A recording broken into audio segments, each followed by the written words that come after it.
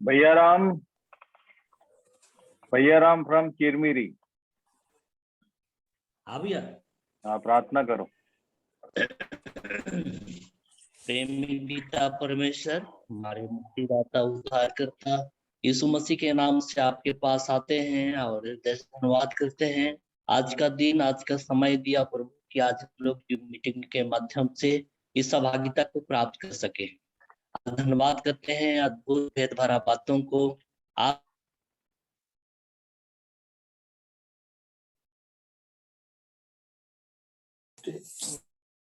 बोलता है।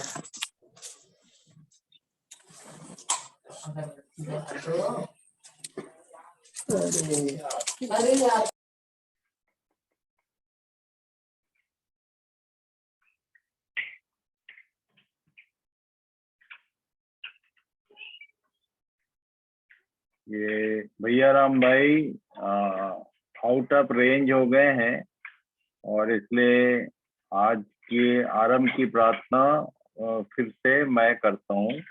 तो आइए हम लोग प्रार्थना करें। प्रेमी परमेश्वर पिता प्रभु यीशु मसीह के नाम से आपके चरणों में आते हैं। आपका धन्यवाद, आपकी बड़ाई, आपकी प्रशंसा करते हैं आज के इस विशेष दिन के लिए, जिसमें आपने फिर से हमें मौका दिया है कि आपके वचनों पर हम ध्यान लगाएं। और इसलिए प्रभु हम अपनी आत्मा प्राण दे सब कुछ आपके चरणों में सौंपते हैं। हमारी जो भी दशाएं हैं, हमारी जो भी आवश्यकता है प्रभु, हमसे बढ़कर आप जानते हैं। और इसलिए आपकी इच्छा पूरी हो, आपकी बातों को हम समझ सकें, ऐसी हम पर दया करें, अपने वचनों को प्रकाशित करें। आपकी पवित्र उपस्थिति के लिए धन्यवाद करते हुए ये प्रार्थना हमारे प्रभु यीशु मसीह के पवित्र और मीठे नाम से मांगते हैं, आमीन। तो फिर से हम अपने अध्ययन में आगे बढ़ेंगे। हम लोगों ने 24 पद पे ध्यान किया और उसकी सारी बातों को समझने का प्रयास किया। और दानियल 9 अध्याय के 25, 26, 27 पद को एक बार फिर से रिवीजन हो जाएगा। इसको पढ़ेंगे तो सारी बात याद आ जाएगी, क्या क्या हमने देखा है। पढ़ो रीबा। सो यह जान और समझ ले कि यरूशलेम के फिर बसाने की आज्ञा के निकलने से लेकर अभिषिक्त प्रधान के समय तक 7 सप्ताह बीतेंगे। फिर 62 सप्ताहों के बीतने पर चौक और खाई समेत वह नगर कष्ट के समय में फिर बसाया जाएगा। और उन 62 सप्ताहों के बीतने पर अभिषिक्त पुरुष काटा जाएगा और उसके हाथ कुछ न लगेगा। और आने वाले प्रधान की प्रजा नगर और पवित्र स्थान को नाश तो करेगी, परंतु उस प्रधान का अंत ऐसा होगा जैसा बाढ़ से होता है, तो भी उसके अंत तक लड़ाई होती रहेगी, क्योंकि उसका उजड़ जाना निश्चय ठाना गया है। और वह प्रधान 1 सप्ताह के लिए बहुतों के संग दृढ़ वाचा बांधेगा, परंतु आधे सप्ताह के बीतने पर वह मेल बलि और अन्न बलि को बंद करेगा और कंगूरे पर उजाड़ने वाली घृणित वस्तुएं दिखाई देंगी। और निश्चय से ठनी हुई बात के समाप्त होने तक परमेश्वर का क्रोध उजाड़ने वाले पर पड़ा रहेगा। तो परमेश्वर अपने इस वचन के द्वारा हमारी सहायता करे। आइए हम लोग फिर से उन विषयों पर ध्यान करेंगे। और आज का पहला होमवर्क वैसे कोई बड़ी बात नहीं है, लगभग कई बार ये बातें मैंने रिपीट की हैं, फिर भी जो नए लोग हैं उनके लिए पहला होमवर्क आज का कि क्यों दानियल की पत्री का अध्ययन किया जाए। यदि कोई पूछे क्यों क्यों इन बातों को हम ध्यान करें? इनका संबंध तो यहूदियों से और दानियल की प्रजा और उसके नगर के लिए कही गई, पर हम क्यों पढ़ें? तो हमारे प्रभु यीशु मसीह ने जब चेले उससे पूछ रहे थे कि अंत के समय का और तेरे आने का चिन्ह क्या होगा, उसमें उसने बहुत सारी बातें बोला। 3 सुसमाचारों में इसका वर्णन है अलग अलग जगहों पर, और उसमें से एक जगह यीशु ने इस शब्द को कोट किया जो दानियल की पुस्तक में लिखा है, और वहां स्पेशली लिखा हुआ है कि जो दानियल भविष्यवक्ता के द्वारा कही गई जो बात थी, कंगूरे पर जब उजाड़ने वाली वस्तु को और घृणित वस्तु को तुम देखो तो सावधान हो जाना, और वहां लिखा है जो पढ़े वो समझे। और इसलिए हम लोग पढ़ने का और समझने का प्रयास कर रहे हैं, क्योंकि ये हमारे प्रभु यीशु ने कहा था कि जो पढ़े वो समझे।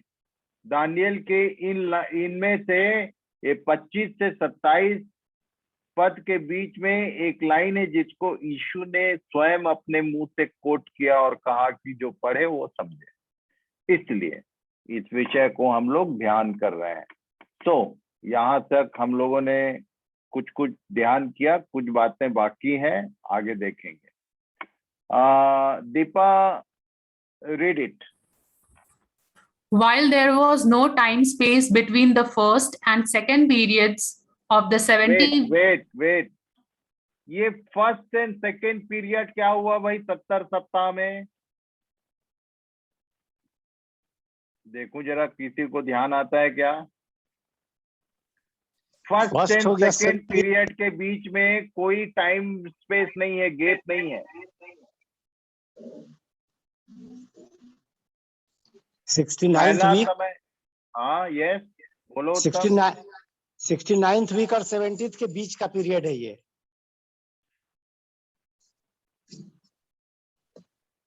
First and second, first week और सेकेंड हो गया 62 वीक्स। तुम पास में रहते ना तो कनपट्टी में बजाता मैं, जैसे क्लास में बजाता। 7 वीक और 62 वीक। हाँ ऐसा बोलो ना, तो कुछ भी। तुम लोग दोनों भाई ना सबसे पुराने स्टूडेंट और डांट खाने का काम करते। फर्स्ट ये जो 70 सप्ताह में, इसको हम लोगों ने कल इतना बड़ा लंबा चौड़ा चार्ट बना के भेजा, फिर भी हाथी लाया तुम।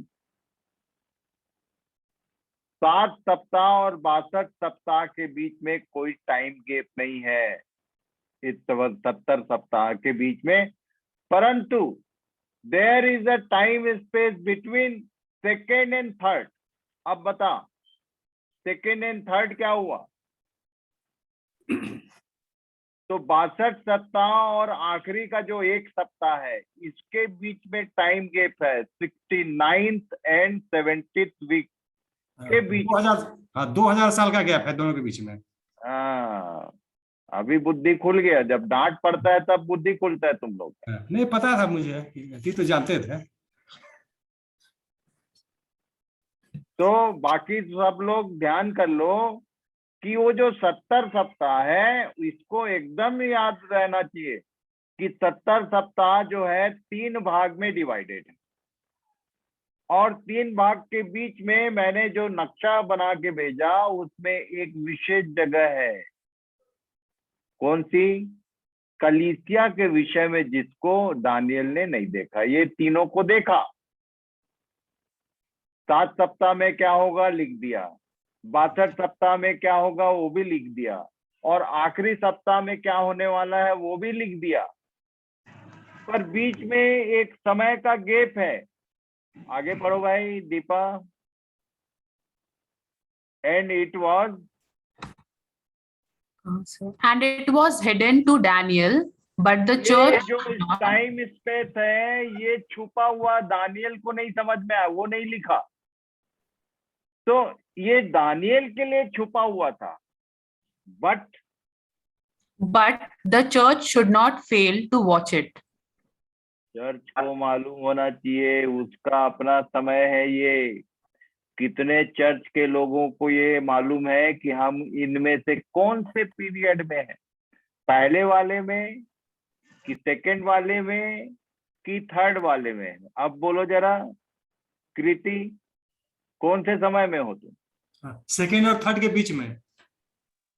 वो जो गैप है, टाइम हाँ, गैप में, हाँ, वैली में है सेकेंड। चर्च पीरियड जो है उसमें है। और ऐसा क्यों है, इसका कारण आगे पढ़ो भाई। Deepa, Christ was crucified. एक मिनट मामू, म्यूट कर रही हूँ।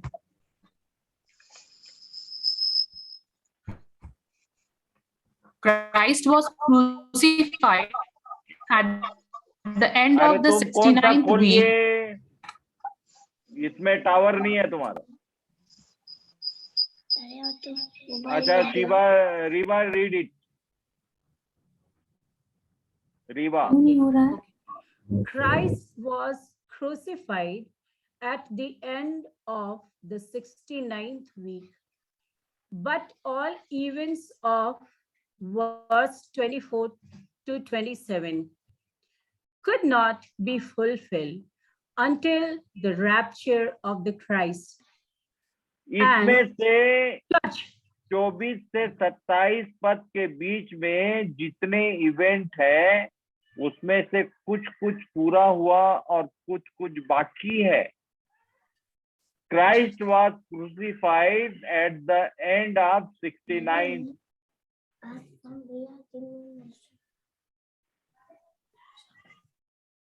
ओके, और 24 से 27 के बीच में एक चीज पूरा नहीं हुआ। could not be fulfilled until the rapture of the church and manifestation of Antichrist. because Antichrist cannot come until the rapture of the church. कहते मालूम है तो दूसरा थिस्सलुनीकी 2 के 7 और 8 पद में एक लिखित में है हमारे पास। क्या लिखा है भाई, पढ़ लो कि जब तक कलीसिया का उठा, इसको याद रखना, ये मुख्य बात है हमारे लिए कि जब तक रैप्चर नहीं होगा तब तक एंटी क्राइस्ट प्रकट होगा ही नहीं। कई लोग कंफ्यूज होते हैं कि एंटी क्राइस्ट आ गया तो कभी चाइना वाले को बोल देते हैं, कभी वो पोप को बोल देता है कोई, कभी कोई वो कोरिया वाले को बोल देता है, कोई भारत वाले को बोल देता है यही एंटी क्राइस्ट है। जब तक कलीसिया इस पृथ्वी पर है वो प्रकट हो ही नहीं सकता। ये प्लान ही है, परमेश्वर का किया हुआ प्लान। आगे, क्योंकि अधर्म का भेद, पढ़ो। क्योंकि अधर्म का भेद अब भी कार्य करता जाता है। हाँ, तो अधर्म जो है, mystery of iniquity, still that is in action, पर वो जो उसका मेन रोल है वो अभी प्रकट नहीं होगा, जिसको यीशु अपने फूंक से मार डालेगा। क्या लिखा? अधर्म का भेद अब भी कार्य करता जाता है परंतु पर अभी एक रोकने वाला है। यस, कौन? कौन? होली स्पिरिट। कलीसिया, सब वो काम वही करेगा तो हम लोग क्या करेंगे? शैतान के काम को, तो शैतान तो हमको पटकने दिए पड़ा हुआ है। जब देखो तब शैतान हर थोड़े देर में पटकते रहता है, जबकि उसने बोला जब तक वह दूर ना हो जाए वह रोके रहेगा, रोक के रखेगा। कौन? होली स्पिरिट। होली स्पिरिट जो है किसके थ्रू, किसके माध्यम से काम करता है?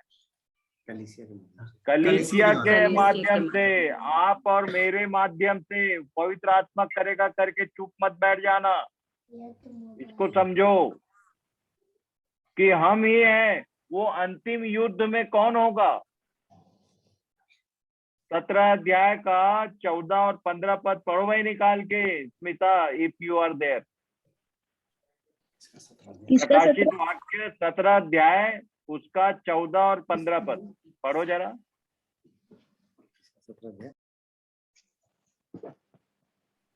ये मेमने से लड़ेंगे और मेमना उन पर जय पाएगा, क्योंकि वह प्रभुओं का प्रभु और राजाओं का राजा है। वो जो लास्ट वॉर है, ये सारे लोग उसको अपनी बल शक्ति जो भी है दे देंगे, और सबके साथ ये मेमने के साथ में युद्ध होगा चारों तरफ से। सब मैं बता डाला। अभी अभी युद्ध का और वर्णन देखना बाकी है कि युद्ध देख देख के पागल हो गया दानियल कि इतना युद्ध। फाइनल वॉर 17 अध्याय में है। ये मेमने से लड़ेंगे सारे लोग एंटी क्राइस्ट के साथ, जो 10 किंगडम है, 10 किंग। और तब क्या होगा, मेमना जो है, क्या लिखा है?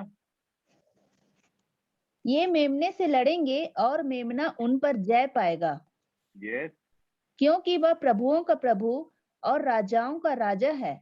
और जो बुलाए हुए और चुने हुए और विश्वासी उसके साथ हैं, ये वे विश्वासी नहीं है, गलत ट्रांसलेशन है। बुलाए हुए, चुने हुए और विश्वासी नहीं है भाई। विश्वासी तो थोक में हो गए हैं भारत देश में, जिधर देखो उधर विश्वासी। हमारे छत्तीसगढ़ में मैं देखता हूँ गांव गांव में विश्वासी घूम रहे हैं, बेवकूफ बन रहे हैं और बना रहे हैं एक दूसरे को। विश्वासी नहीं है वो। What is in English? खोल के पढ़ो भाई। ये दीपक का तो कनेक्टिविटी गोल है आज। हाँ मामू, रंजू रंजू, हाँ अभी ठीक है।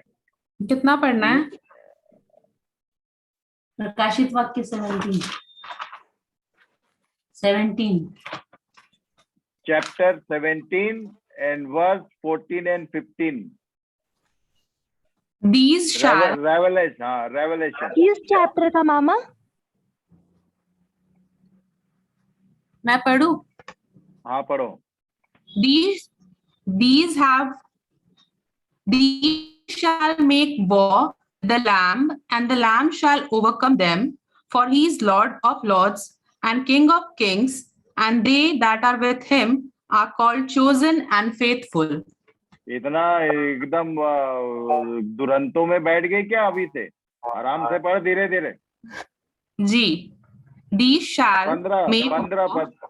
15 only। And he saith unto me, the waters which thou sawest. अरे कहाँ पहुंच गए पता नहीं। मामू 15 ही पढ़ रही 17 का। मैं पढ़ूं मामा? हाँ पढ़ो जरा। कौन सा चैप्टर मामा? ले अब चैप्टर ही मालूम नहीं है, अब कौन मैं पढ़ूं बोल रहे। मामा प्रकाशित वाक्य 17 अध्याय, उसका 14 और 15 पद केवल। 14 और 15। These will make war with the Lamb, and the Lamb Yes. will overcome them. For he is Lord of lords and King of kings, and those who are with him are called chosen and faithful. Called, chosen and Faithful. believers। Believers है क्या? Faithful. Faithful, विश्वासी और विश्वास योग्य में जमीन और आसमान का फर्क होता है। तो पहली बात तो ये है कि बुलाए गए हम लोग, सब लोग बुलाए हुए में शामिल हैं। कौन लोग? हम जितने लोग हैं जो विश्वासी हैं, जो विश्वास किए हैं, चाहे कारण बीमारी रहा हो, चाहे सुसमाचार, पर हम लोग सब लोग, चर्च जुड़ा है का मतलब यू आर कॉल्ड आउट। अब मान लो, एक एग्जांपल दिया करता हूं कि रेलवे का इंटरव्यू निकला, वैकेंसी निकली।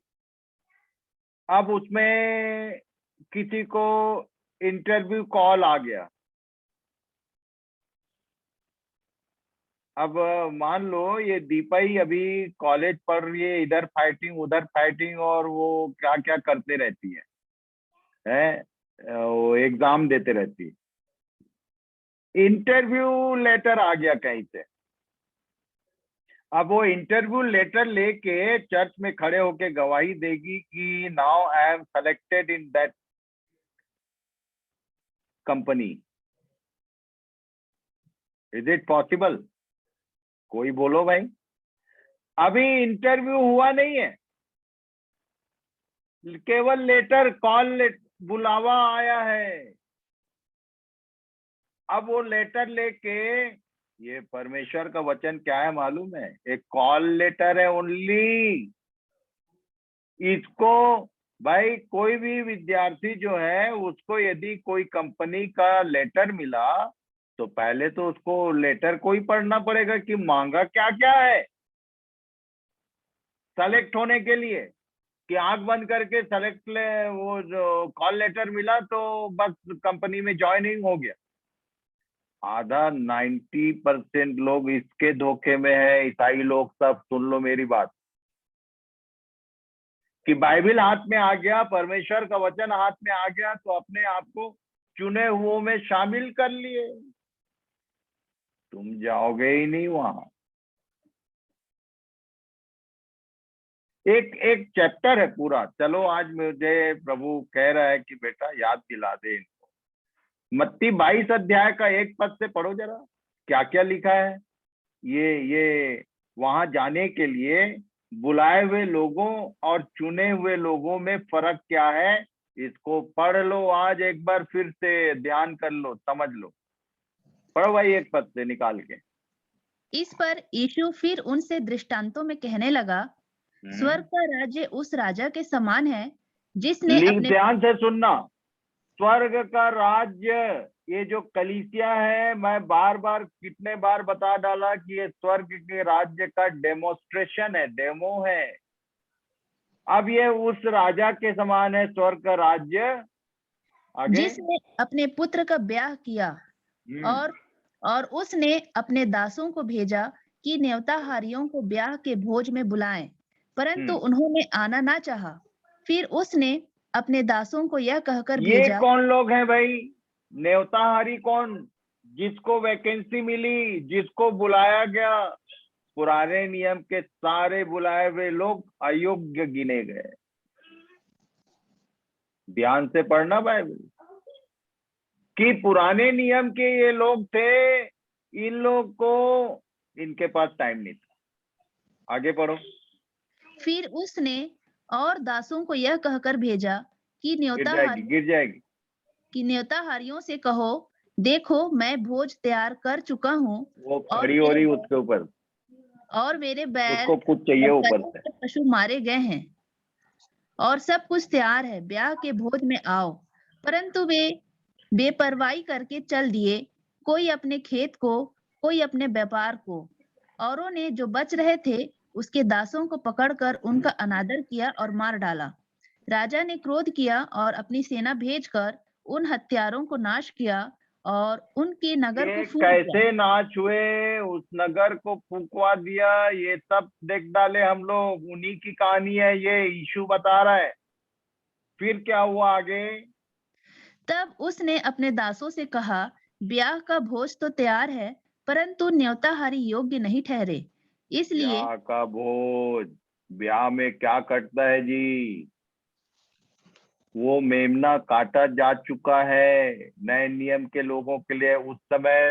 उस समय मेमना बध नहीं हुआ था, उतने का चांस बनता है उनके लिए। पर हमारे लिए क्या लिखा? ब्याह का भोज तो तैयार है पर न्योताहारी अयोग्य ठहरे। आगे, इसलिए चौराहों में जाओ और जितने लोग तुम्हें मिले सबको ब्याह के भोज में बुला लाओ।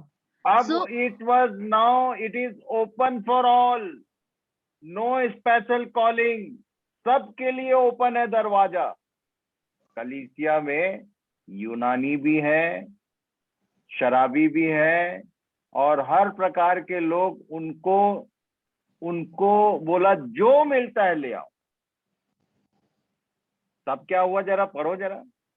सो उन दासों ने सड़कों पर जाकर क्या बुरे क्या भले जितने मिले सबको इकट्ठे हाँ, किया। ऐसी नहीं बोल रहा था मैं, क्या बुरे क्या भले, बुलाहट जो है, कॉलिंग जो है, तुम अच्छे हो इसलिए बुलाए गए। हाँ तो झूठ बात है भाई, किसी को भी बुला सकते हो तुम, परमेश्वर की संगति में कोई भी आ सकता है, बुला बुरा या भला। पर अब चाहे, अब आगे क्या लिखा है? जितने मिले सबको इकट्ठे किया और ब्याह का घर जेवनहारों से भर गया। तब जब राजा जेवनहारों के देखने को भीतर आया तो उसने वहां एक मनुष्य को देखा जो ब्याह एक का जन, केवल एक जन है जिसने मालिक जो है उसने वॉच किया कुछ परोसने के पहले। एक जन केवल पाया गया, क्या? जो ब्याह का वस्त्र नहीं पहने था। ब्याह का वस्त्र। ये ब्याह का वस्त्र क्या होता है कितने लोगों को मालूम है? क्योंकि आगे क्या लिखा है, पढ़ लो भाई। उसने उससे पूछा, हे मित्र, तू ब्याह का वस्त्र पहने बिना यहाँ क्यों आ गया? उसका मुंह उसने बंद। उसको डांटा नहीं, उसने उसको और कुछ नहीं बोला, केवल एक लाइन, तू ब्याह का वस्त्र। अच्छा एक बात बता दूं मैं, कि जब सारे लोग पहने हैं केवल एक ही जन नहीं पहना, का मतलब इस वस्त्र की जानकारी सबको दी गई है, इसलिए सारे लोग वेल ड्रेसअप हैं। कल पूरा मैंने जोर लगा के बताया कि भैया तैयार हो जाओ, सबमिट कर दो अपने को, वही तुमको तैयार कर देगा। तुम शांति से उसके हाथ में आओ तो सही, सबमिट योर सेल्फ, वो करेगा जो करना है। अब यहाँ लिखा है कि सारे लोगों में केवल एक जन था जो बिना वस्त्र के हिम्मत कर दिया। का मतलब इस संगति में आना और आकर वस्त्रधारी होना, ये दोनों अलग अलग बात है भाई, समझ लो। कुछ लोग तो आए ही नहीं, बुलाया गया, बोले रहने दे भैया नहीं आएंगे हम। पर कुछ लोग हैं जो बुलाए जाकर आए हैं और उनको मौका है कि आगे भी उनको जो दिया जाने और परोसा जाने वाला उसमें शामिल हो। पर एक आदमी के बारे में बताया, ये कौन बता रहा था ये कहानी, ये दृष्टांत बता रहा था यीशु। उस व्यक्ति ने कहा है ये जिसकी बातें आकाश और पृथ्वी टल जाएंगे पर मेरी बातें कभी नहीं टलेंगी, जिसने कहा वो कह रहा था। आगे पढ़ो। हे मित्र, तू बिना वस्त्र के कैसे आ गया? आगे। उसका मुंह बंद हो गया।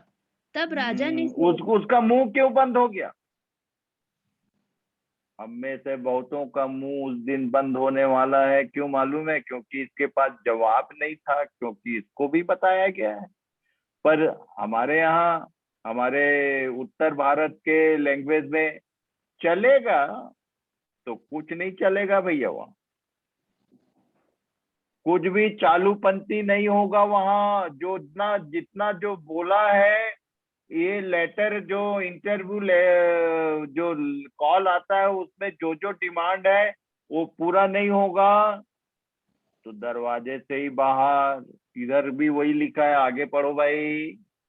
तब राजा ने सेवकों से कहा, इसके हाथ पांव बांधकर बांधो और उसे बाहर अंधियारे में डाल दो।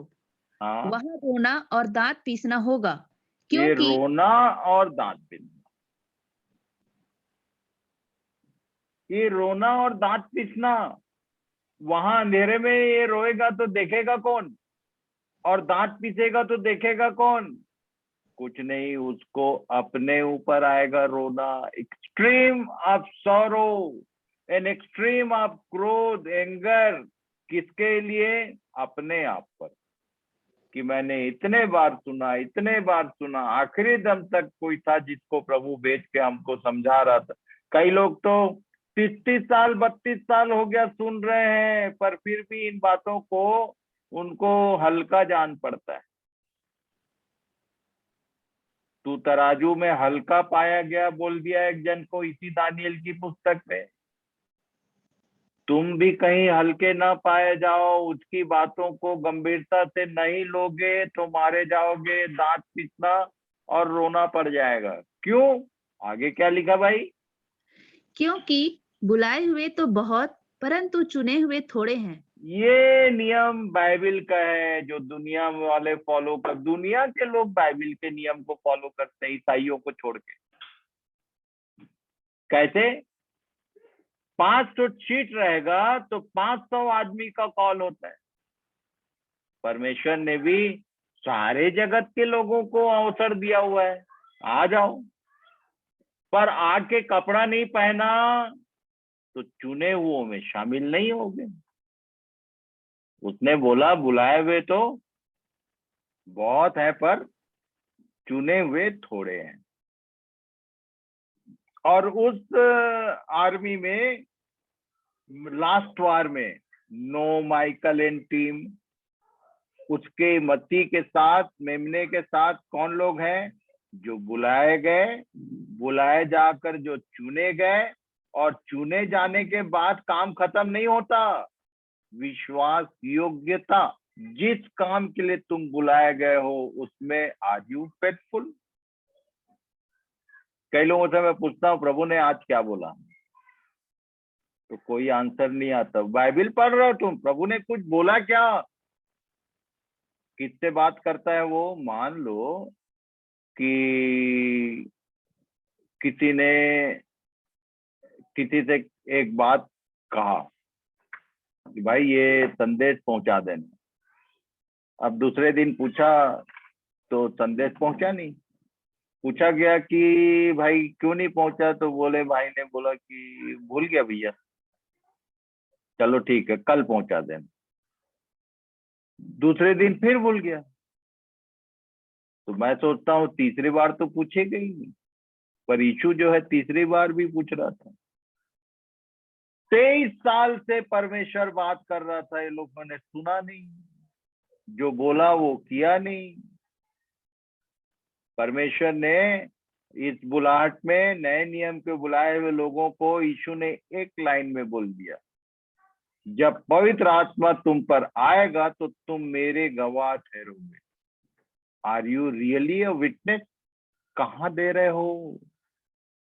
एक आध जन किसी को तुमने उसके बारे में कुछ बताया? विटनेस का मतलब होता है जो व्यक्ति मेरा विटनेस, मान लो कोई एक व्यक्ति है तो वो मेरा विटनेस देगा कि टेस्टिमनी और विटनेस दोनों में फर्क होता है। टेस्टिमनी अपने बारे में, अब पता चला गवाह के रूप में एक जन खड़ा है और वो अपनी बात कर रहा है, जिसके लिए गवाही देने को ठहराया गया उसका तो नाम ही नहीं ले रहा है। मेरे गवाह ठहरोगे बोला था उसने।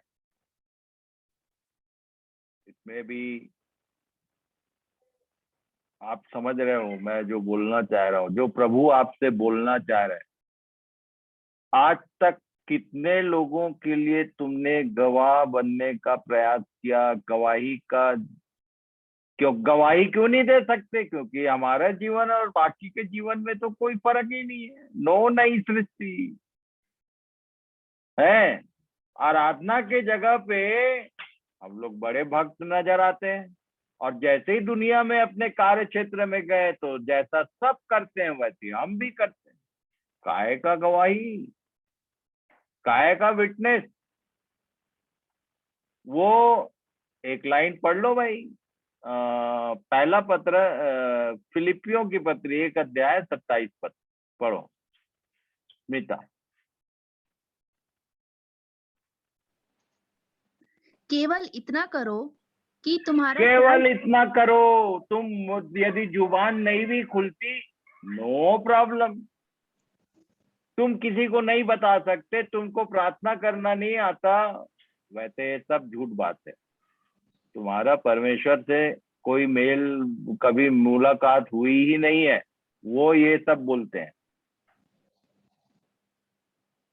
क्या लिखा?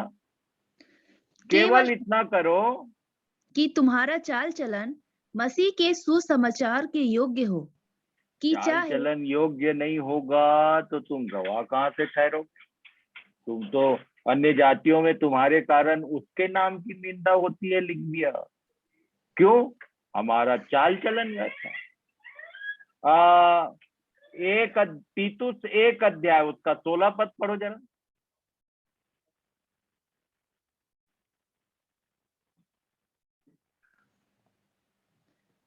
वे कहते हैं कि हम परमेश्वर को जानते हैं, हाँ, तो भारत देश में कौन कहता है?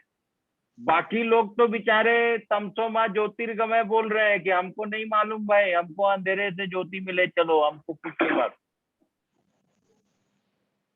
यहाँ क्या लिखा? वे कहते हैं कि हम परमेश्वर को जानते हैं, पर अपने कामों से उसका इनकार करते हैं, क्योंकि व्हाट अबाउट यू? क्योंकि वे घृणित और आज्ञा ना मानने वाले हैं और किसी अच्छे काम के योग्य नहीं। ये पिताजी लोग सुन लो मेरी बात, भाइयों बहनों, ये परमेश्वर के वचन में लिखा है कि ये घृणित और आज्ञा न मानने वाले और किसी अच्छे काम के लायक ही नहीं है। तुम कहाँ वहां जाने का सोच रहे हो? प्रभु सहायता करे कि कम से कम एक जन को तो उसके बारे में बताने के लिए प्रार्थना करो कि प्रभु मेरे को गवाह बना दे। एक जन को बताओगे तो तुमको बहुत सारे लोग मिलेंगे बताने के लिए। सब ईसाइयों के बीच में अपने घर के भीतर हम लोग, अरे घर के भीतर भी गवाही नहीं है, बाहर की तो बात ही छोड़ो। तो फिर से आ जाओ भाई, स्क्रीन पे आ जाओ, हिंदी पढ़ लो एक बार और। पूरा पढ़ेंगे? हाँ, पूरा ही पढ़ो। क्योंकि अधर्म का भेद अब भी कार्य करता जाता है, पर अभी एक रोकने वाला है, और जब तक वह दूर न एक बोला, एक 500 की सेना बटालियन नहीं, एक। और बाइबल बोलती है the body of Christ is one only, one only. Nagpur में कितनी कलीसियाएं, कितनी देह है? पूरे भारत देश में कितनी देह है? पटना वाले अपना सोचो, बनारस वाले अपना सोचो, टाटा वाले अपना सोचो, कितनी देह है? सिर एक है। तो दुर्गा को याद कर लेना, वो ज्यादा बेटर है। रावण भी नहीं है वैसा, 10 सिर और 1 देह। यहाँ तो 1 सिर और अनगिनत देह है।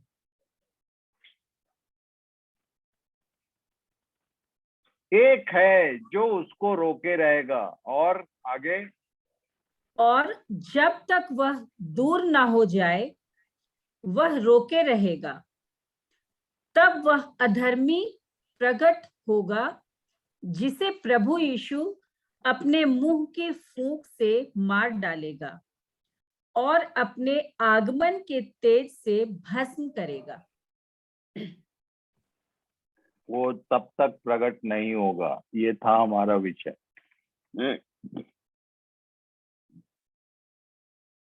अब जरा तीसरा दर्शन हम लोगों ने अभी तक देखा, 4th विजन, चौथी बात जो प्रकट की गई। पढ़ो भाई, दानियल 10, 1 से 5 तक। फारस देश के राजा कुस्रू के राज्य के 3रे वर्ष में दानियल पर, जो बेतलशर भी कहलाता है, एक बात प्रकट की गई, और वह बात सच थी कि बड़ा युद्ध होगा। उसने इस बात को बूझ लिया और उसको इस देखी हुई बात की समझ आ गई। उन दिनों मैं दानियल 3 सप्ताह तक शोक करता रहा। वेट, ऊपर जो लिखा है कि बड़ा युद्ध होगा और इसकी मुझे समझ आ गई, उसको डिस्क्राइब कर रहा है आगे। इसको ठीक से समझना। ये जो आगे की लाइन है, उसने इस बात को बुझ लिया और उसको इस देखी हुई बात की समझ आ गई तो समझ क्या आया, वो पूरा 11 अध्याय में है, पर वो कैसे समझ में आया उसको लिख रहा है वो। उन दिनों में मैं दानियल 3 सप्ताह तक शोक करता रहा। आगे, उन 3 सप्ताहों के पूरे होने तक मैंने ना तो स्वादिष्ट भोजन किया और ना मांस व दाखमधु अपने मुंह में रखा और ना अपनी देह में कुछ भी तेल लगाया। फिर पहले महीने के 24वें दिन को जब मैं हिद्देकेल नाम नदी के तीर पर था, तब मैंने आंखें उठाकर देखा कि सन का वस्त्र पहने हुए और उफाज देश के कुंदन से कमर बांधे हुए एक पुरुष खड़ा है।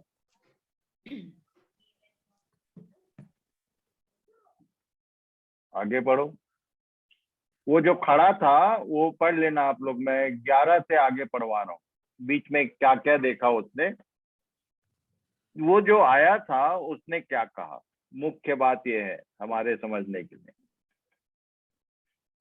तब उसने मुझसे कहा, हे दानियल, हे अति प्रिय पुरुष, जो वचन मैं तुझसे कहता हूं उसे समझ ले और सीधा खड़ा हो, क्योंकि मैं अभी तेरे पास भेजा गया हूं। जब उसने मुझसे यह वचन कहा, तब मैं खड़ा तो हो गया, परंतु थरथराता रहा। फिर उसने मुझसे कहा, हे दानियल, मत डर, क्योंकि पहले ही दिन को जब तूने समझने बूझने के लिए मन लगाया और अपने परमेश्वर के सामने अपने को दीन किया, उसी दिन तेरे वचन सुने गए और मैं तेरे वचनों के कारण आ गया हूं। यहाँ पर ये बोल रहा था कि परमेश्वर ज्यादा दिन नहीं लगाता है, तुमने इधर बोला और वो सुन लेता है। तो लिखा है कि पहले ही दिन को जब तूने समझने बूझने के लिए मन लगाया और परमेश्वर के सामने अपने को दीन किया, उसी दिन ये भेज दिया गया था। पर आगे क्या लिखा है?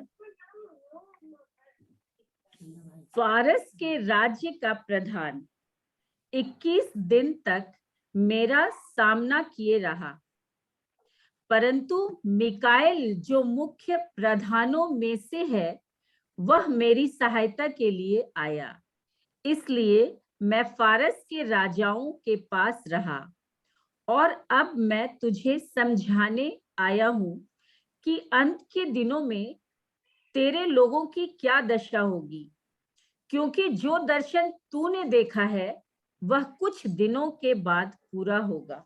हाँ, इस बात को ठीक ठीक समझना है तो मेरे पिछले जो किंगडम ऑफ डार्कनेस समझाया था मैंने, उसको अध्ययन कर लेना कि ये जो सैटेनिक किंगडम है, ये फारस के यहाँ कुछ कुछ कैरेक्टर है। ये जो आ गया है बताने, ये कौन है?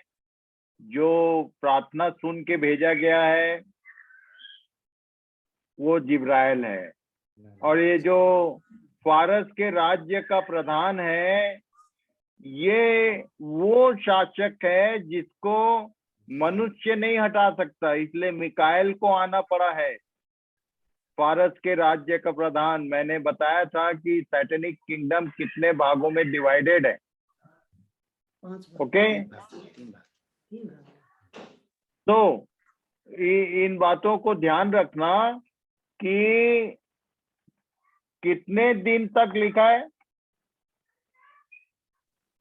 21 दिन। 21 दिन तक। कई बार हमारे लिए जो उत्तर भेजा जाता है वो इसलिए डिले होता है। जिब्राइल आ गया है प्रार्थना सुन के, उत्तर लेके समझाने के लिए, पर उसको रोक दिया था किसने? फारस के राज्य के प्रधान ने। और उसको उसके लिए रास्ता साफ करने के लिए मिकाएल जो सेना का प्रधान है उसको आना पड़ा। इसलिए इन बातों को यूं ही मत समझना। जब भी आप प्रार्थना कर रहे हो और प्रार्थना के उत्तर में कुछ डिले होता है तो समझना कि प्रॉब्लम क्या है।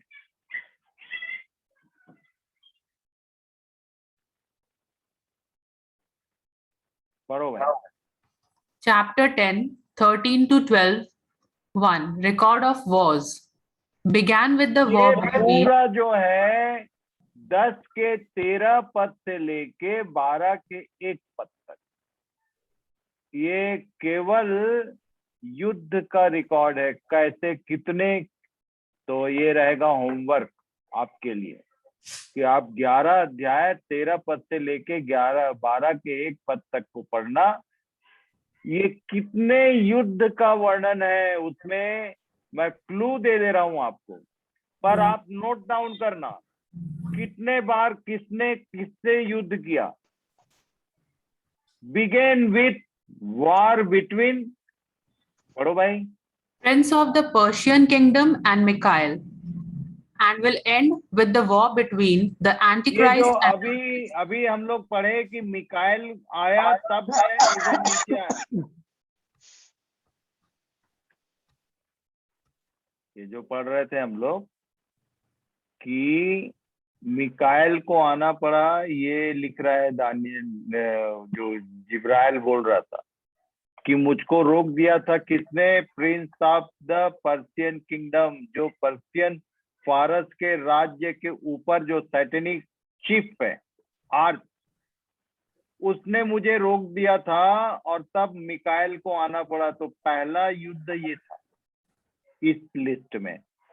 And will and with the war between the Antichrist and the Christ. ये जो हम लोग 17 अध्याय में पढ़ रहे थे, वहां एंड होगा। इतना सारा युद्ध करते करते करते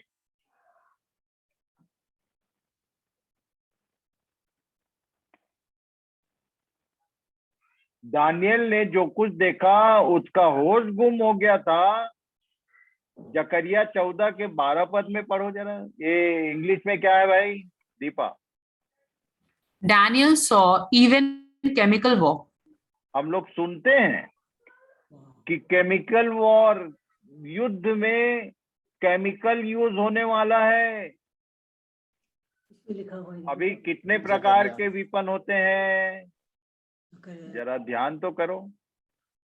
गोला बारूद, न्यूक्लियर मिसाइल, और क्या, ये बायोलॉजिकल विपन्स ऑल्सो। ये पता चला बीमारी को स्प्रे कर दिया जाता है और पता चला पूरा एरिया में बीमारी फैल गई, ये भी चल रहा है। एंड फाइनली केमिकल वॉर, ये क्या होगा देखो, कोई गोला बारूद नहीं होगा। क्या लिखा? और फाइनल वॉर। और जितनी जातियों ने यरूशलेम से युद्ध किया है उन सबों को यहोवा ऐसी मार से मारेगा कि खड़े खड़े उनका मांस सड़ जाएगा और उनकी आंखें अपने गोलकों में सड़ जाएंगी और उनकी जीभ उनके मुंह में सड़ जाएगी। अरे अपने किसी भी मित्र को ये लाइन बता देना, बाइबल नाम की किताब में ये लिखा है। अपने आप हिल जाएंगे तब कि ये, क्योंकि लोग थोड़ा थोड़ा जानकारी रखते हैं। बाइबल में क्लियर लिखा है कि एक दिन आएगा, एक ऐसा भी युद्ध होगा जिसमें अपने आप शरीर गल के सिर्फ ढांचा खड़ा रह जाए। ये जो गैस चैम्बर था क्या था, उसी का एक पार्ट था, केमिकल था, वो केमिकल वॉर में आता है। ये जो नागासाकी और हिरोशिमा, ये कौन सा वॉर था जिसमें कितने सालों तक बच्चे और जो जनरेशन था उस पे असर हुआ। ये भारत देश में एक कांड हुआ था भोपाल में, गैस कांड बोलते हैं। एक गैस प्लांट था, उसमें से गैस लीक हो गई और पूरा एरिया में अभी तक भुगत रहे हैं लोग। केमिकल गैस वो था, वो लीकेज।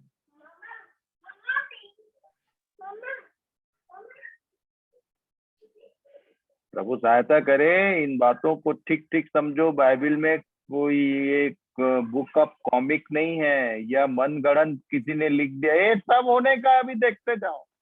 जो यहाँ रह जाएंगे वो इसमें से गुजरेंगे, और जो उठा लिए जाएंगे वो ऊपर से देखेंगे कि ये हो रहा है।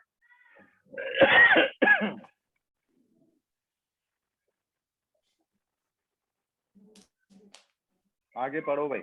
जो यीशु ने बोला था उसको एक बार याद कर लेते हैं, पढ़ो। वे तलवार के कौर हो जाएंगे और सब देशों के लोगों में बंधुए होकर पहुंचाए जाएंगे, और जब तक अन्य जातियों का समय पूरा ना हो तब तक यरूशलेम अन्य जातियों से रौंदा जाएगा, और सूरज और चांद और तारों में चिन्ह दिखाई देंगे, और पृथ्वी पर देश देश के लोगों को संकट होगा, क्योंकि वे समुद्र के गरजने और लहरों के कोलाहल से घबरा जाएंगे, और भय के कारण और संसार पर आने वाली घटनाओं की बाट देखते देखते लोगों के जी में जी न रहेगा, क्योंकि आकाश की शक्तियां हिलाई जाएंगी। ये सब होने का है, ये सब होने का है। और कुछ कुछ चीजें हो चुकी, कुछ कुछ चीजें हो रही हैं, और अभी बड़ी बड़ी बातें बाकी हैं। रेवलेशन में देखने वाले हैं हम लोग। अब जरा याद कर लें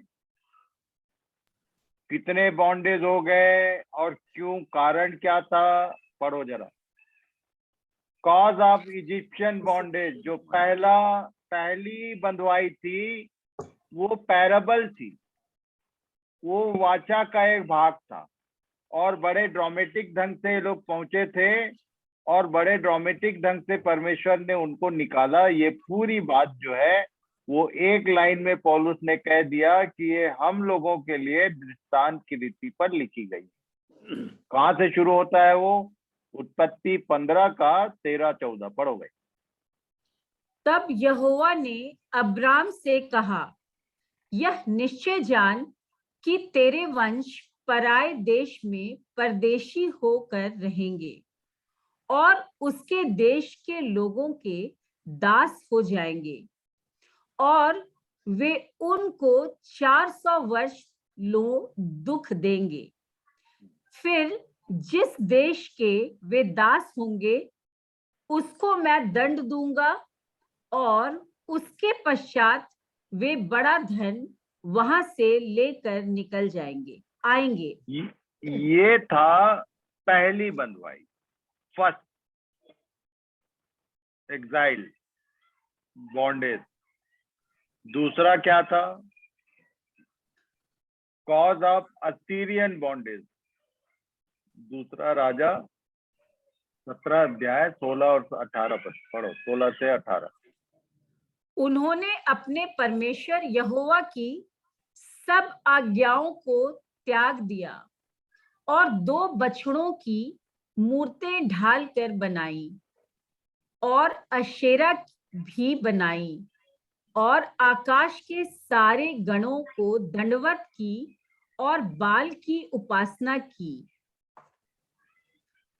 17 और अपने बेटे बेटियों को आग में होम करके चढ़ाया, और भावी कहने वालों से पूछने और टोना करने लगे। और इतने प्रकार के काम अन्य जातियों में, भारत देश में ये सब होता है। यही सब काम उसके लोगों ने किया। और आगे पढ़ो। और जो यहोवा की दृष्टि में बुरा था, जिससे वह क्रोधित भी होता है, उसके करने को अपनी इच्छा से बिक गए। इस कारण यहोवा इस्राएल से अति क्रोधित हुआ और उन्हें अपने सामने से दूर कर दिया।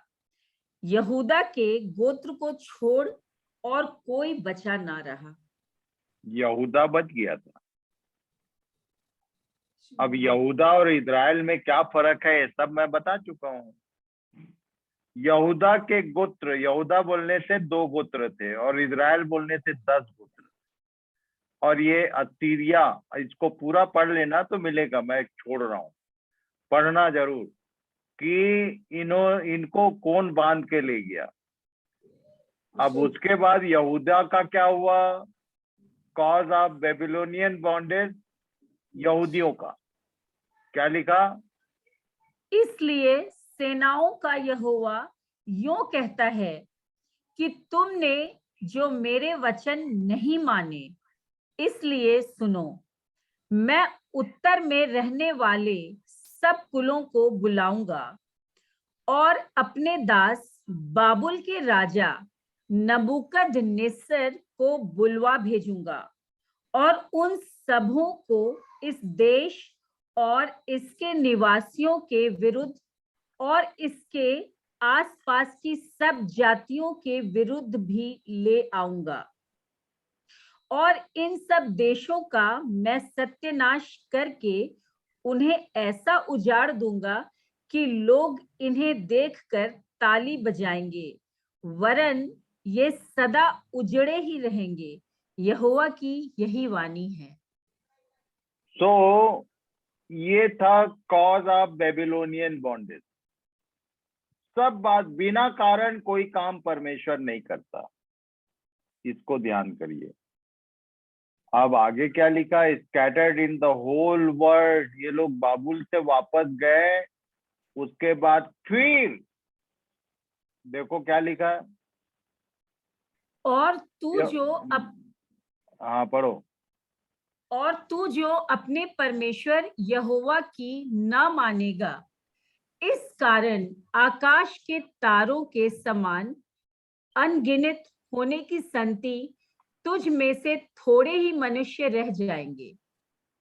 और जैसे अब यहोवा की तुम्हारी भलाई और बढ़ती करने से हर्ष होता है, वैसे ही तब उसको तुम्हें नाश वरन सत्यानाश करने से हर्ष होगा।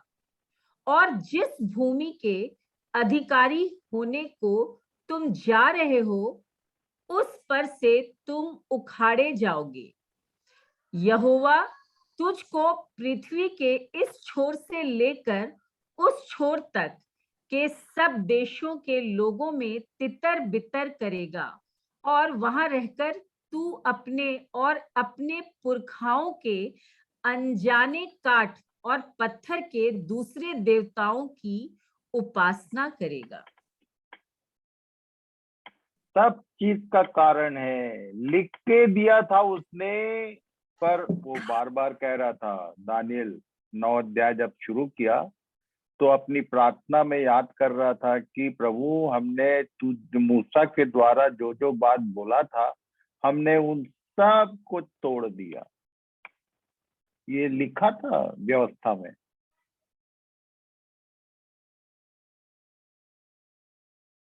क्या हुआ?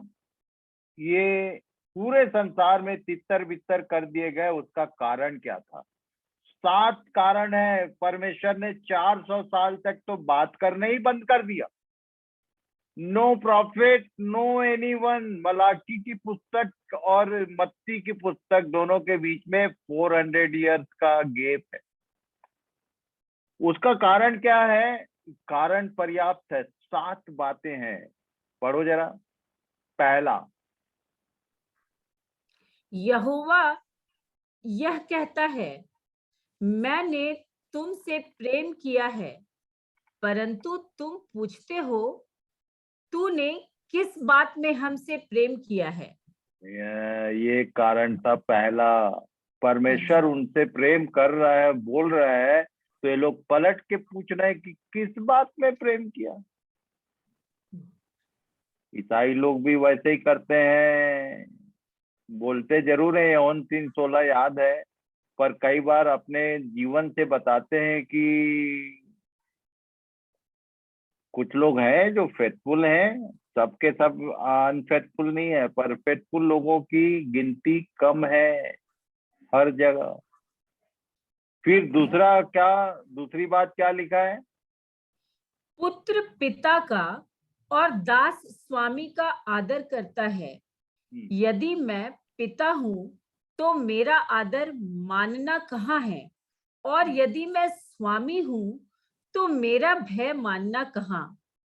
परंतु तुम पूछते हो, हमने किस बात में तेरे नाम का अपमान किया है? तुम्हारे जीवन से उसका सम्मान हो रहा है कि अपमान हो रहा है, इसको ये सब नोटिस करता है वो। तीसरी बात 7 पद में, ये तो मैं भेजूंगा इसलिए वर्ष नहीं पढ़ रहा हूँ, पढ़ो भाई तीसरी बात। तो भी तुम पूछते हो कि हम किस बात में तुझे अशुद्ध ठहराते हैं, इस बात में भी कि तुम कहते हो यहोवा की मेज तुच्छ है। मतलब यहोवा की मेज में कुछ भी ले आओ चलेगा, कैसे भी आ जाओ। अभी तो पढ़े हम लोग कि उस भोज में इनविटेशन सबको है, यही लोग थे जिन लोगों ने उसको तुच्छ जाना और अपने अपने काम अपने अपने उसमें लग गए। इसलिए परमेश्वर ने अब किसको बोला, क्या भले क्या बुरे सबको ले आओ। अब तुम भी यदि वैसी करोगे तो उसने यदि उनको त्याग दिया तो तुमको कैसे अपनाएगा? Honour, where is honour? यहोवा की मेज, यहोवा की संगति, उसकी उपासना को तुम इजी मत लेना। यहोवा की मेज का मतलब वो तुमको अपनी संगति में, वो बोला मैं तेरे साथ भोजन और तू मेरे साथ करेगा, पर हम उसका कीमत ही नहीं समझ रहे कुछ भी। मान लो कि गंदे पंदे टेबल में खाना लगा दिया जाए तो भी गड़बड़ है, और तुम बिना हाथ धोए खाने में हाथ लगा दिए तो भी गड़बड़ है। यहोवा की मेज तुच्छ है तुम कहते हो। और आगे चौथी बात, फिर तुमने यह दूसरा काम किया है कि तुमने यहोवा की वेदी को रोने वालों और आहें भरने वालों के आंसुओं से भिगो दिया है, यहाँ तक कि वह तुम्हारी भेंट की ओर दृष्टि तक नहीं करता और ना प्रसन्न होकर उसको तुम्हारे हाथ से ग्रहण करता है। तुम पूछते हो ऐसा क्यों? ये जितने क्वेश्चन है ना कि तुम्हारी चढ़ाई हुई भेंट को ग्रहण नहीं कर रहा है, वो एक्सेप्ट नहीं कर रहा है तुम्हारे हाथ से, न प्रसन्न होकर उसको तुम्हारे हाथ से ग्रहण करता है। 1:11 पढ़ो भाई स्मिता। वो क्यों नहीं ग्रहण करता, उसका कारण वहां लिखा हुआ है। मलाकी 1:11। हाँ यस। क्योंकि उद्याचल से लेकर अस्ताचल तक अन्य जातियों में मेरा नाम महान है, और हर कहीं मेरे नाम पर धूप और शुद्ध भेंट चढ़ाई जाती है। क्योंकि ये बोल दिया उसने कि उदयाचल से लेके अस्ताचल तक, मतलब सारी पृथ्वी में अन्य जातियों के बीच में मेरा नाम महान है। क्यों? किसी भी अन्य जातियों को देखना, वो अरे भाई कुछ नहीं तो अपने बकरीद में कौन सा बकरा चढ़ाया जाता है? बीमार। सबसे अच्छा। अरे एक बकरा खरीद के लाते हैं विशेष, कई बार मैं देखा हूँ कई हजारों का बकरा, क्योंकि अल्लाह को चढ़ाना है। ईसाई लोगों को देखना, एक गाना गाते हैं ये CNI और इधर वो कहीं उर्दू में कहीं हिंदी में, सब मैं देता हूँ, एक गाना गाते हैं। कौन कौन लोग जानते हैं भाई ये गाना को? अच्छा लंबा गाना है। और जब भेंट उतारी जाती है कलीसियाओं में, चर्चेज में, तो एक गाना गाते हैं, सब मैं देता हूँ।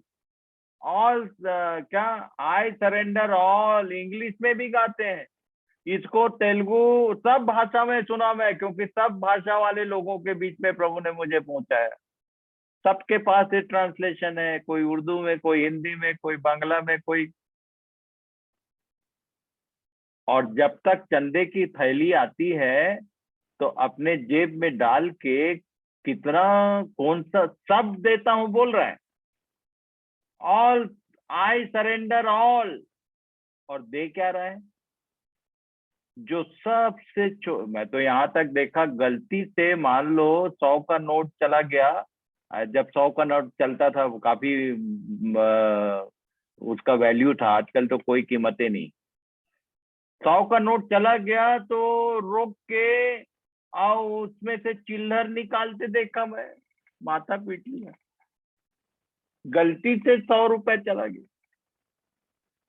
अन्य जातियों में मेरा नाम महान है, अपना अपना काम को जरा ध्यान कर लेना। मैं उस दिन बता रहा था एक दिन कि जो नोट मशीन में पेंट की जेब में घूम गया, अब वो दुकान वाला तो लेगा नहीं, तो कहाँ डाल दो, तो बोले वो चर्च का वो थैला है ना, उसमें चलेगा। आगे चलते हैं, पढ़ो भाई। 5वीं बात, तुम लोगों ने अपनी बातों से यहोवा को उकता दिया है, तो भी पूछते हो कि हमने किस बातें में उसे उकता दिया। सॉरी, ये एक किन बातों में, ऐसा है वो, किन बातों में उसे उकता दिया, उकता दिया। इसमें कि तुम कहते हो कि जो कोई बुरा करता है वह यहोवा की दृष्टि में अच्छा लगता है, और वह ऐसे लोगों से प्रसन्न रहता है, और यह कि न्यायी परमेश्वर कहाँ है। ऐसा सोच है, पुराने नियम के लोगों का ऐसा था, और नया नियम के लोगों का भी वैसे ही है कि तुम उसको उकता दे रहे हो कि बुराई जा ही नहीं रहा है, उस अपना ऐसा काम करते हैं और सोचते हैं कि उसको अच्छा लगता है। ये 7 पॉइंट को आज सोने से पहले अपने आप को आईने में खड़े करना और सोचना। और क्या, 3 का 7, अपने पुरखाओं के दिनों से तुम लोग मेरी विधियों से हटते आए हो और उनका पालन नहीं करते। तुम मेरी ओर फिरो, तब मैं भी तुम्हारी ओर फिरूंगा। सेनाओं के यहोवा का यही वचन है। परंतु तुम पूछते हो हम किस बात में फिरें। और इसीलिए नया नियम यहीं से शुरू होता है, मन फिराओ। जब अगली बार 400 साल के बाद जब उसने अपने लोगों को भेजा, पहले योना आया, उसके बाद यीशु आया, उसके बाद पतरस आया, उसके बाद ये सब, तब से ये प्रश्न है, मन फिराया कि नहीं। तुम लोग मेरी विधियों से, मेरी बातों से अपने मन को हटाकर संसार की अपनी विधियां डेवलप कर ली, और पूछते हो कि भाई किस बात में फिरना है। मरकुस 1 में क्या लिखा, मरकुस 7 में क्या लिखा, 6 पद से पढ़ लो भाई। ये केवल उन्हीं को नहीं लिख रहा था, नए नियम के बाद भी अभी उसको रिपीट कर रहा है, पढ़ो। उसने उनसे कहा कि यशायाह ने तुम कपटियों के विषय में बहुत ठीक भविष्यवाणी की, जैसा लिखा है कि ये लोग होठों से तो मेरा आदर करते हैं। प्रेज द लॉर्ड, हालेलुया, अरे जय मसीह की जय। बड़ा लहा के लहरा के बोलते हैं, कोई चिल्ला के बोल रहा है, कोई कुछ। अरे शर्म करो। क्यों? ये क्या लिखा यहाँ, ये होठों से तो मेरा आदर करते हैं पर इनका मन, क्या लिखा है, पर उनका मन मुझसे दूर रहता है। और आगे क्या बोला? और ये व्यर्थ मेरी उपासना करते हैं, क्योंकि बेकार हो गया उपासना, आराधना, दान। और आजकल कई कई लाख का बाजा रहता है, थोड़ा छोटा मोटा बाजा मिलता नहीं। सब व्यर्थ यदि मन दूर है। और आगे क्या? वो इतना ही नहीं, इतना ही बोल के नहीं, आगे क्या लिखा? क्योंकि मनुष्यों की आज्ञाओं को क्योंकि तुम परमेश्वर की आज्ञा को टालकर मनुष्यों की रीतियों को मानते हो। ये वही बोल रहा था, तुम पुरखाओं के दिनों से मेरी विधियों से हटते आए हो, अपना अलग अलग विधि विधान बना लिया, बाइबिल को रख दिया किनारे। कई बार कई लोग बोलते हैं कि भैया ये हमारी नियमावली है, बाइबिल को करो किनारे और उसके बाद बात करेंगे। तो मैं चुप मार देता हूँ कि भैया तुम अपना नियम विधि विधान में रहो, और बाइबिल खुलेगा तो बात करूंगा। किस बात में फिरे? क्वेश्चन मार्क था उनके लिए उस समय।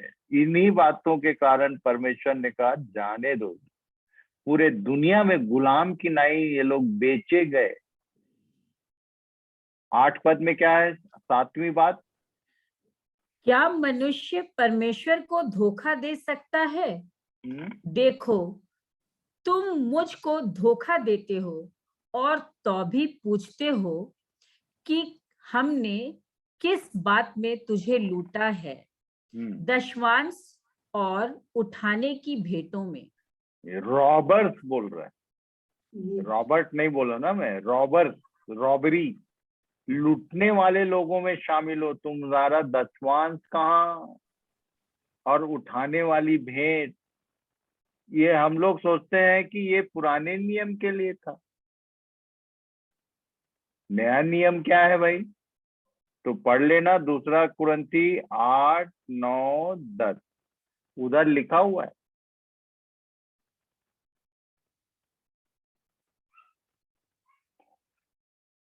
May God bless you all। इसका रिजल्ट क्या हुआ ये कल देखेंगे, बिकॉज आज का समय इट इज ओवर। इसके कारण आगे क्या क्या हुआ इस बात को कल देखेंगे।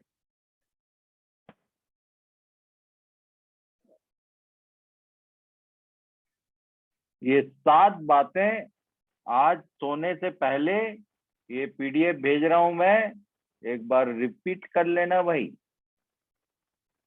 सब बातों को देख लेना। ये हमारे लिए भी लागू होता है, बुलाए हुए लोगों के लिए सब लागू होता है, चाहे पुराने नियम के हो चाहे नए नियम के। चर्च का मतलब भी कॉल्ड आउट, और इजरायली कहल का मतलब भी कॉल्ड एंड चूजन। दो प्रकार के लोग, पर नियम कानून सबके लिए बराबर है।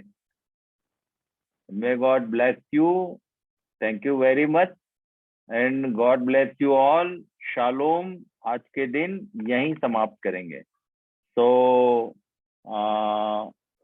एनीवन जिससे प्रभु ने बात किया, और डिले मत करो, जिससे प्रभु ने जिसको चिताया इन सब बातों में, प्लीज प्रे। सर्वशक्तिमान दयालु सारी आशीषों के देने वाले सामर्थी हुआ पिता परमेश्वर, धन्यवाद देते हैं परमेश्वर पिता एक बार फिर आपके इस दिए हुए जीवन में, दिए हुए समय में पिता परमेश्वर, आपके दास के द्वारा आपके एक बार फिर उस बुलाहट को हम सुनने पाए पिता परमेश्वर। हमारी दयनीय हालात के बावजूद पिता परमेश्वर, हमारी दयनीय जिंदगियों के बावजूद पिता परमेश्वर, आपने हमें ये चिताया प्रभु जी कि आप हमें बुला रहे हैं प्रभु जी। इसके लिए धन्यवाद देते हैं परमेश्वर पिता। ये शरीर और मांस और हड्डी जो आपने रचा है पिता परमेश्वर, हम आपके सामने लाकर रखते हैं प्रभु जी, और खास तौर से धन्यवाद देते हैं परमेश्वर पिता कि सचमुच में आपने ऐसी बुलाहट दी कि हम अपने इन मनों को, हृदयों को आपकी ओर लगा सकें पिता परमेश्वर। प्रभु जी, हमारी वेदनाओं को आपके सामने रखते हैं प्रभु जी, और आपसे विनती और प्रार्थना करते हैं परमेश्वर पिता, आशा लगाते हैं प्रभु जी कि आप हमारी जिंदगी को आज और इसी वक्त से अपने लिए तैयार करेंगे प्रभु जी। संसार की सारी बुलाहट को हम छोड़कर परमेश्वर पिता उस आत्मिक बुलाहट में शामिल हो सके प्रभु जी, ऐसी हमारी जिंदगियों को मोड़ दीजिए पिता परमेश्वर। प्रभु जी, आगे जो भी समय इस पृथ्वी पर हम बिताते हैं उसमें हम सिर्फ और सिर्फ आपकी बातों को, न केवल अपने जीवन के लिए, परंतु जिनसे हम मिलते हैं, बोलते हैं, चालते हैं, जिनके साथ हम काम करते हैं, उनको बताने वाले हो सके पिता परमेश्वर।